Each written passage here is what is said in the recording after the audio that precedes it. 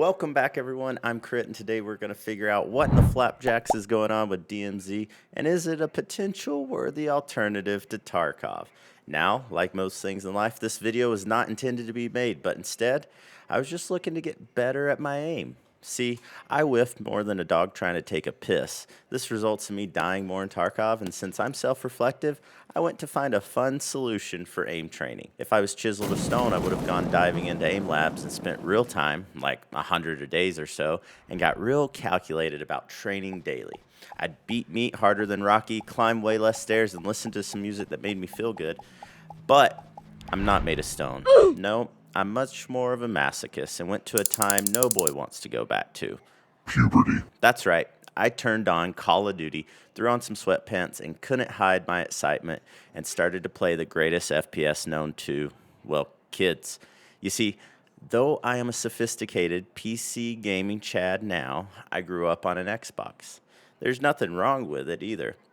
I just lack the prowess of aim in my arm, although my wrist action's pretty good. My master plan was to just start playing some multiplayer and getting used to hitting irrationally moving targets.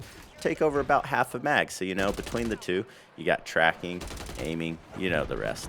After my first match of being decimated, though, and squawked at for 10 minutes, I was feeling defeated.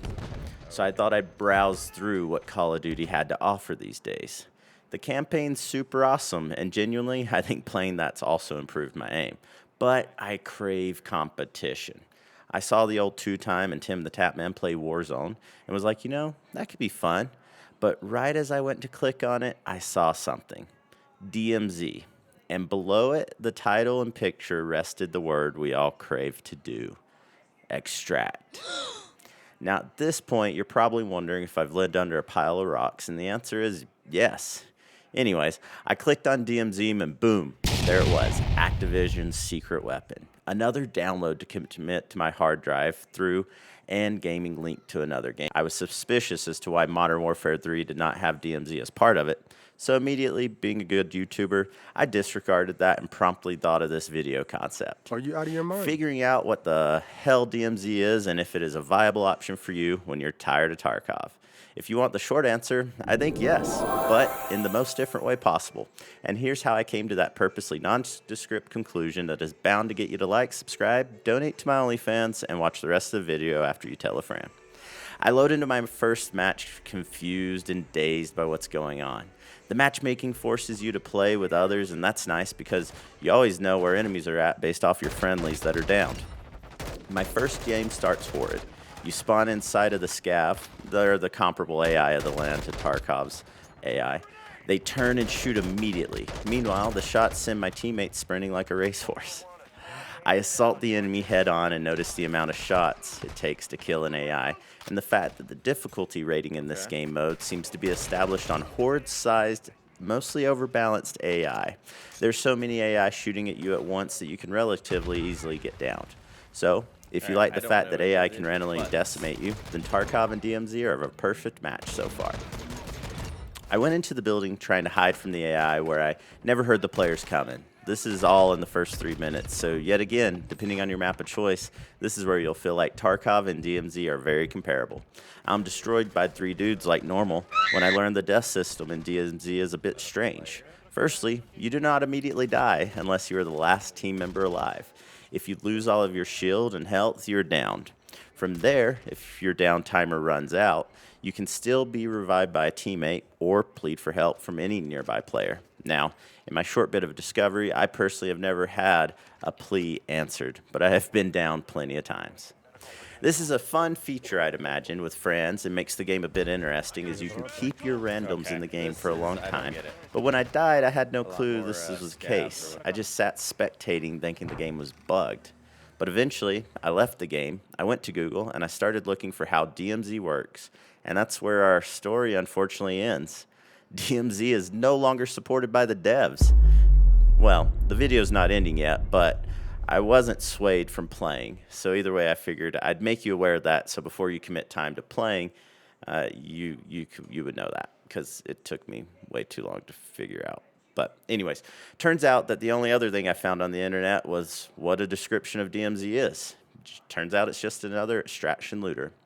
Yet again, figuring DMZ is like Tarkov in the sense that experience is the only teacher, I load up another raid. Warfare 3, it makes me But load God on has Modern blessed me Warfare with a 2. ruler, someone who can teach me and mold me, someone who is probably as high as a kite but chill as a cucumber. I met a true gamer, and they helped show me the Gotcha. ropes. They gave me tips. This moment was so beautiful Oh, that I sick. captured the points for you. No, I'm on a PC. From his mouth. Point 1, DMZ is free. Point 2, loot gear, not the craftables. After looking for a little bit, I'm not actually sure that's a tip because I don't even know how you craft things.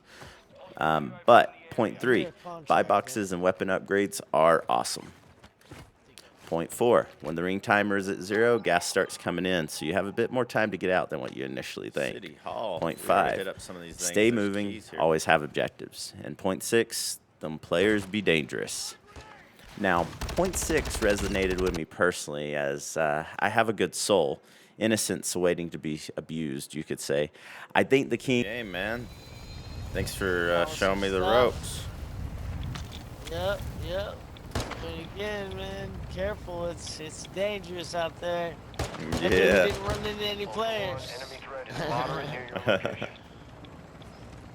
But that's how you want to do it. You want to keep moving the whole time. Try not to stay in one place for too long, because then you get fucked up. They surround your ass. Yeah.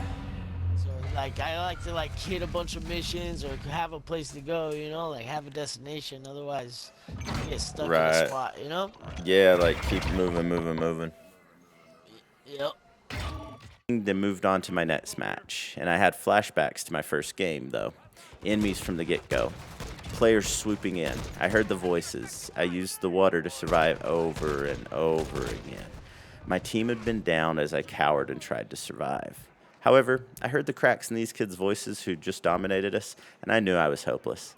I went and tried to be friendly for a minute. I think it worked, but I then ruined it when I saw someone staring at me and I shot him down. I realize it's my friend, so I go to make up and apologize, to which they gang up and kill me. I just don't understand these people. But though I lack respect for my conquerors, I appreciate the fact that yet again you can enjoy suffering to crappy players in the DMZ like you can in Tarkov. Moving on from that experience, I commit myself to making the King Mentor proud and extracting myself through the next raid, ready to kill, apply all the principles, and make no friends. I go off killing, looting, questing, and extracting. It was a glorious feeling. Moments of tension, and all the while, way more shooting than Tarkov, which trained my aim more. I feel, but most importantly, I'm qualified to recommend this game to you now. Sure, it does not give you the same feeling of immersion as Tarkov does, but I would highly recommend you trying it just to see if it's something you can use as a break between being mad at Tarkov and accepting that there are no cheaters. You just suck at the game. If you had fun and want more stories, comment below and subscribe, and we'll see you next time. Have a great day.